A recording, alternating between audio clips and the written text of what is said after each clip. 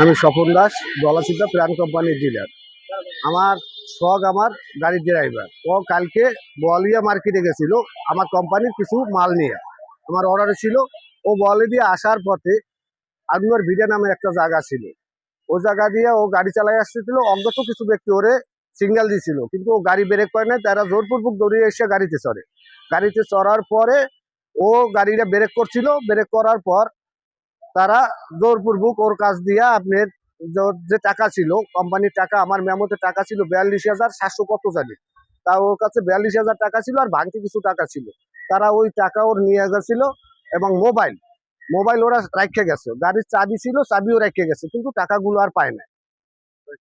তারপরে ও অজ্ঞান অবস্থায় ওই জায়গায় পড়েছিল। ওই জায়গার স্থানীয় লোকজন ফোন দিয়ে আমারে ফোন দিছিল। আমি ফোন দেওয়ার সাথে সাথে আমি ওরে হুন্ডা নিয়ে যাইয়ে দিই অজ্ঞান অবস্থায়। ওরে নিয়ে আসার পর প্রথমে অবস্থা হসপিটালে ট্রিটমেন্ট করি। ট্রিটমেন্ট করার পর ওরে হসপিটালে চিকিৎসা শেষে ওরে পরে আমি এই থানায় এসে একটা জিডি করি যে এই অবস্থা, আমার টাকা টোকা এইভাবে নাই।